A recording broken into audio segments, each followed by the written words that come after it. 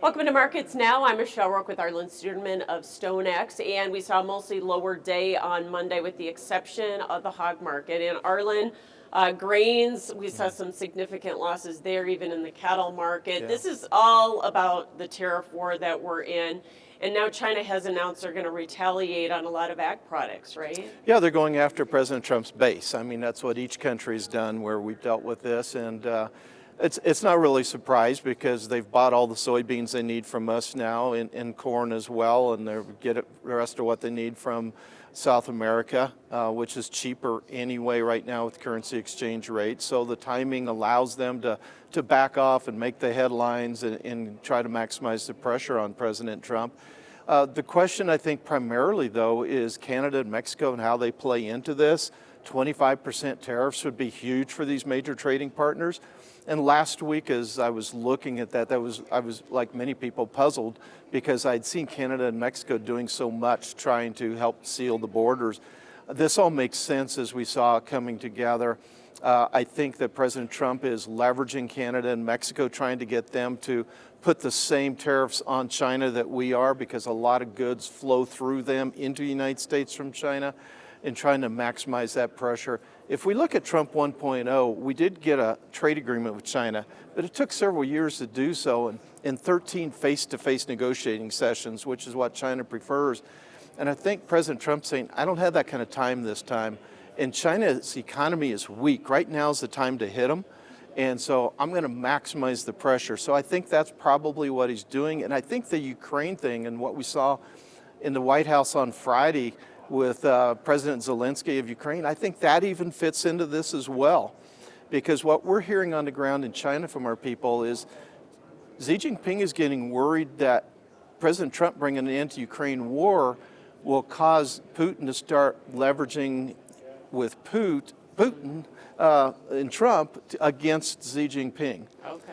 Because none of the three trust each other, but Xi Jinping is on his southern border of Russia. And once the Ukraine war is over, that becomes his bigger, longer-term threat if we got a peace solution in Ukraine. And Xi Jinping is apparently gaining concern about that from what we hear in China and trying to do things. So all of this is being leveraged to try to contain China. Okay, so Mexico so far has said that they will put the same tariffs on China that the U.S. has. Will Canada do the same, do you think? I think they eventually will. I think that's why the 25% tariff, because that's so high they can't afford to have that happen. And so I think they'll have to yield. Canada's economy is weak as well, as is Mexico's. That's why they had to give in. And I think President Trump knows that. So that's why he put the tariff so high at 25%, never expecting that he'd have to do it. Arlen, how is this different than the trade war we were in 2018, or how will the end result be different? I think we'll get an agreement with China, but it'll happen quicker than it did the last time, but that's still going to take time. That was several years then. It's going to be many months, maybe 6 to 12 months this time.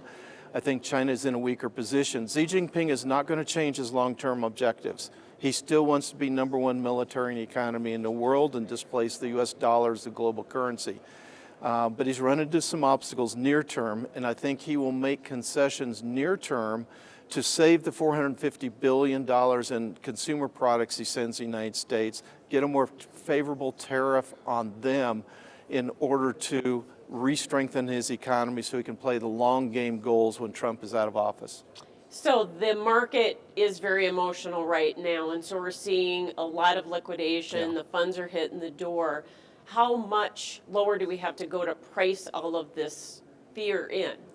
Well, I think we probably priced into fundamentals, but it is just fear now. And so you say, how low can it go? And right. I say that's hard to tell when it's algo computers trading momentum. Look at what they did to crude oil a few years back and took it into negative territory. That's not a forecast we're going to see negative prices for these commodities, but they can simply do that. And end users benefit when they just allow the price to come to them until it gets so low they say, okay, I'm going to jump in. That's really what we need, is bargain buyers to start coming back in once again. The sad part right now is, or I guess maybe the scary part, is that funds are really long in that corn market right now, aren't they? Not as long as they were, but still considerable amount of length. And So that is a problem, particularly with, we just raised, our customer survey raised Brazil corn production to 130 million metric tons. So far we're on pace to have a big crop. Now it's very dry there, and if that dryness continues, the rainy season ends early, we could quickly reverse this corn market, very easily do that. I think wheat's got some challenges as well. So I do think this is headline driven. Right now we're focused on the emotion of the tariffs. I do believe the day is going to come where we're going to focus on the fundamentals that has some risks for wheat and for corn, not so much for soybeans, and that's when the money will come back. It's just from what level will that be? Okay, I just want to talk about a couple of fundamentals, even Yeah. though you say they aren't making any difference. South American harvest pressure, we're seeing a little bit of that Yes. right now, aren't we? Yeah, we really are. I mean, it's a big crop. Our customer survey lowered production to 168 million metric tons. That's still near record type of a crop. It's a big crop. It's up significantly, almost up this year as much as what we sold to China this last year. So that puts a little perspective on it. And as I talk to our people in Argentina, they say now that the weather patterns turned, a worst case scenario is 45 million metric tons, 45, 46.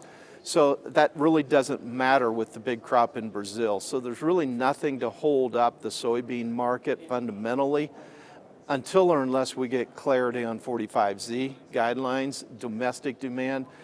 We saw from the data, we shut down biomass diesel production in January by 46% versus December.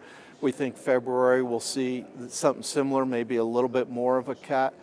And I think that'll start showing up in crush margins as we lose the export ability of the soy oil when South American oil hits the market, particularly from Argentina as we get closer to April. Are we trading at all the acreage figures on corn? Because, I mean, now we're talking here at Commodity Classic, people are saying over 94 million acres. Oh, yeah, and I've been hearing from seed industry 96, 97 million acres, and even heard one person 100 million acres. I don't think that'll happen. But how much do we reduce soybeans? The question there is 84 million acres of soybeans. When I look at USDA Outlook Forum, their export target, and I look at my global balance sheet based on what we know South America is producing now, I don't see any way we get anywhere close to that unless we get a trade agreement that forces China to buy those kind of soybeans. So I think USDA's demand estimates were overstated on the export side. On the corn, I do think we have that potential for a story. I say potential because there's so much uncertainty, but I really do think corn and wheat both have big potential stories as we get down the road, if we can look beyond this tariff talk. The cattle market also trading the lower cash that we had last week, you think? Or maybe some of the outside market economic factors? I think the cattle market right now is really worried about the economics. They're worried about the consumer. They're seeing consumer sentiment really start to plummet because of all the headlines about inflation and tariffs and a slowing economy, and they're getting scared. And right now, beef supplies are tight enough. You have to pay up if you want a nice steak, and they're afraid the consumer is really going to back off. All right. The only market that was up today was hogs. Was that because maybe we think Mexico we're going to get something worked out, or was that the $7 jump in the cutouts? Well, that was certainly a factor of the cutouts, but then again, what was the reason? That was certainly a part of it. But I think there is some optimism. When Mexico said, we'll match your tariffs against China, I think that raised some optimism. And frankly, when you look at President Sheinbaum of Mexico has probably done more, been quicker to negotiate than any other country to this point. Okay. Always a pleasure to see you. Thank you for joining us here from Commodity Classic.